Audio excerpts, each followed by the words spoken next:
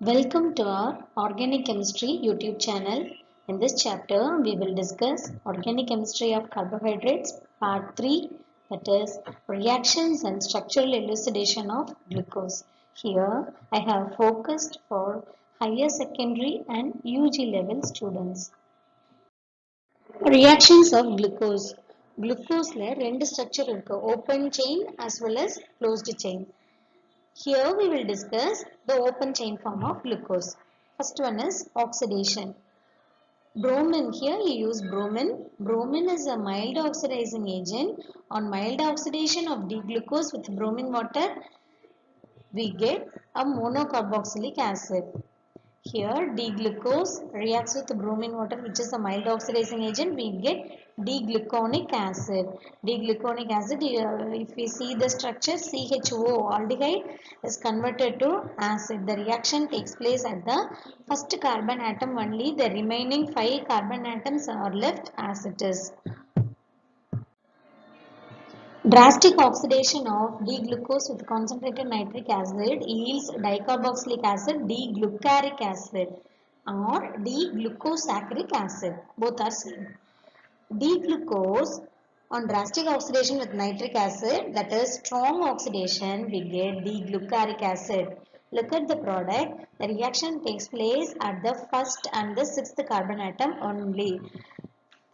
At the first carbon atom, CHO is converted to COOH, that is the oxidation is taking place, and at the sixth carbon atom, CH2OH is converted to COOH.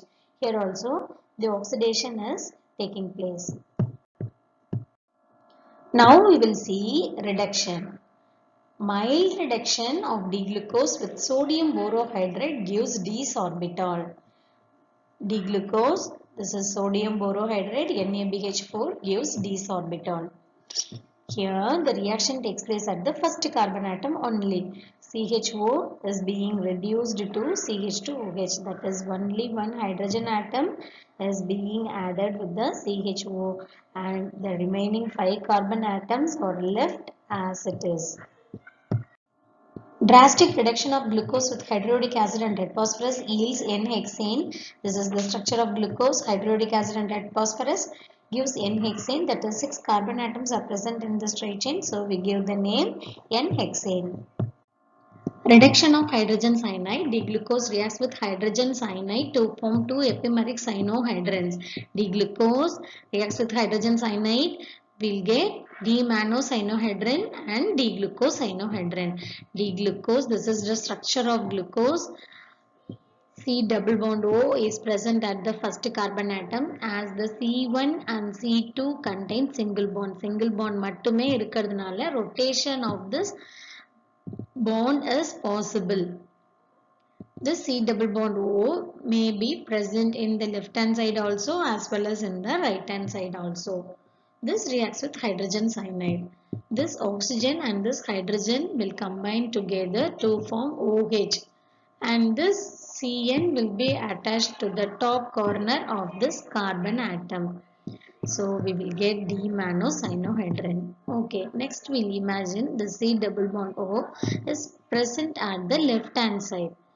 So this O and this H will combine together and we will get OH at the left hand side and the remaining Cn will be attached to the top corner of the carbon atom. So we get two products, that is D-manocyanohydrin and D-glucoscyanohydrin, which are epimers. Reaction with hydroxylamine. D-glucose undergoes a condensation reaction with hydroxylamine to form an oxime called D-glucose oxime. This is D-glucose. This is hydroxylamine, that is NH2OH. We'll get D-glucose oxime. Oxime, this is the functional group of oxime, C double bond NOH. D-glucose combines with hydroxylamine NH2OH. Here, this oxygen and these two hydrogen atoms combines together and eliminates as water molecule, and then the remaining NOH will be attached with this double bond and will get C double bond NOH. This is the functional group for oxime.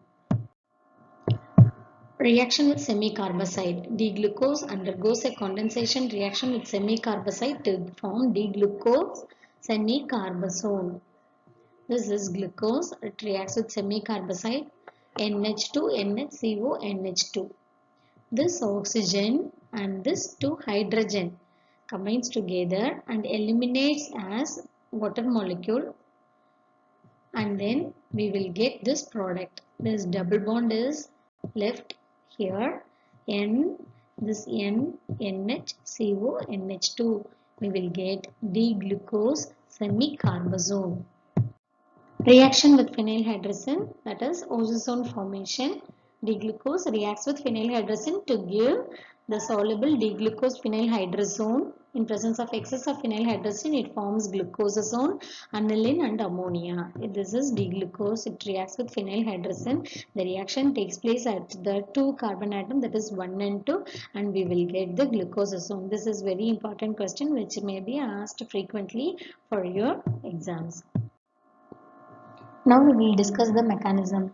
The first formed phenylhydrazone here undergoes rearrangement through a cyclic intermediate. This is the cyclic intermediate. Now we will see the first step. This is D-glucose. For our convenience, I have simplified the structure. First one is CHO and the second carbon is CHOH, C2. This combines with phenylhydrazine C6H5NH2. This oxygen and these two hydrogen atoms combines with each other and eliminate as water molecule. We will get this structure CH double bond N NH C6H5. That is shown here. And the second carbon atom we can write as H and OH. Remaining we have mentioned here. Okay, this is going to undergo rearrangement. We will get the cyclic intermediate. We will see how the cyclic intermediate is formed. This bond is shifted to this carbon-carbon atom, and this is shifted to this nitrogen atom, and this hydrogen is added to this nitrogen atom. Okay, we will get this structure. C double bond C, this NH. Here also NHC6H5 and COH. Here a new hydrogen bonding is formed between this nitrogen and the hydrogen atom. Okay, this is going to undergo rearrangement at three places. Here this bond is going to shift here, and here bond is going to break here, and new bond is going to form here. Also a bond is going to break here. Okay, we will get CH double bond NH. Okay, next C double bond O at the second carbon. Remaining we have shown here. Okay, next another molecule of phenylhydrazine is going to react with this oxygen and this hydrogen will eliminate as water molecule, and the structure is formed like this. And one more phenylhydrazine is going to react with this first carbon atom. Ammonia is going to eliminate here NH3. This N, this two hydrogen and one more hydrogen is going to eliminate at this position. CH double bond N, the remaining NH C6H5 is added here. This is the structure of glucosazone. This is the very important question which can be frequently asked for your exams. D-glucose react with acetic anhydride in presence of pyridine. You will get D-glucose pentaacetate or pentaacetyl glucose, both are same. D-glucose reacts with acetyl chloride CH3COCl. This chlorine atom and this hydrogen atom present at the hydroxyl group will combine each other, eliminate as HCl. Here, which group will be added? OCOCH3 can be added in all 5 positions, 1, 2, 3, 4 and 5. So, we have simply written it as OAC at 5 positions. AC is equal to COCH3. We will get pentaacetyl glucose. Because glucose contains 5 OH group, we will get pentaacetyl glucose.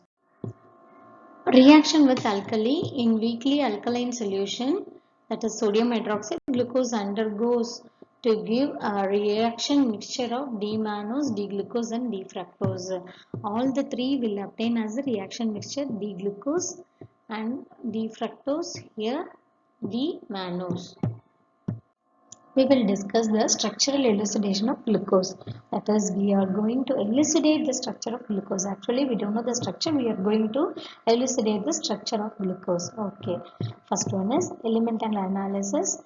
The molecular weight of glucose is C6H12O6.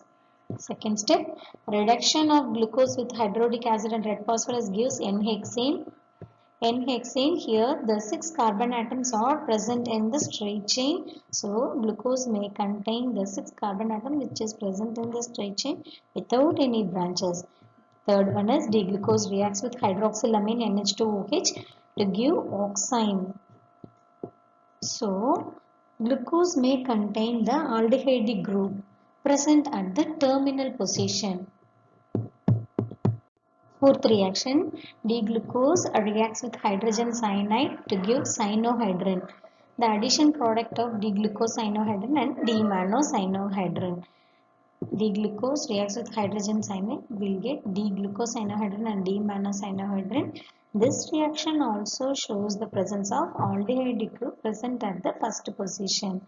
If CH2 is present at the first position, it can react with hydrogen cyanide and form the addition product D-glucose cyanohydrin and D-mannose-cyanohydrin. Fifth one is D-glucose mild oxidation with bromine water will get D-gluconic acid C6H12O7.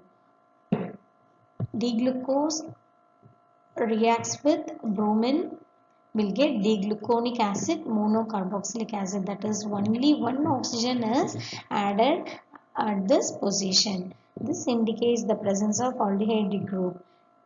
It is oxidized to acid by gaining only one oxygen atom. So the aldehyde is present at one end of the carbon chain. We can conclude like this. D-glucose on strong oxidation with nitric acid gives glucaric acid and dicarboxylic acid. D-glucose, nitric acid will get D-glucaric acid. Okay.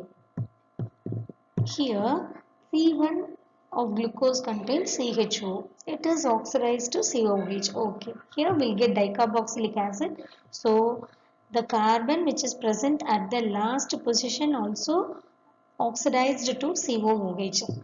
C6H12O6, here C6H10O8. Here two oxygen atoms are gained and two hydrogen atoms are lost. So the last carbon atom may contain the primary alcohol group CH2OH, which is converted to COOH on oxidation with nitric acid. Next one is D-glucose reduces ammoniacal silver nitrate tolerance reagent and cupric ion filling solution to red cuprous oxide and metallic silver respectively. This reaction confirms the presence of terminal aldehyde group.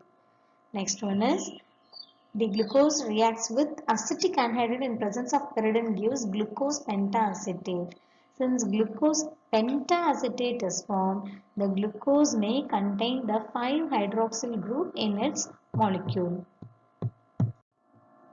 From the above reactions, we conclude D-glucose is a aldohexose. That is, it contains aldehyde group at the first position and it contains 6 carbon atoms, so it is called as aldohexose. Also, it has 4 asymmetric carbon atoms at C2, C3, C4 and C5. The structure of D-glucose is shown here. Organic chemistry is very simple. For clarifications, you can contact me at orgchem.simplify@gmail.com. Thank you for watching. Thank you.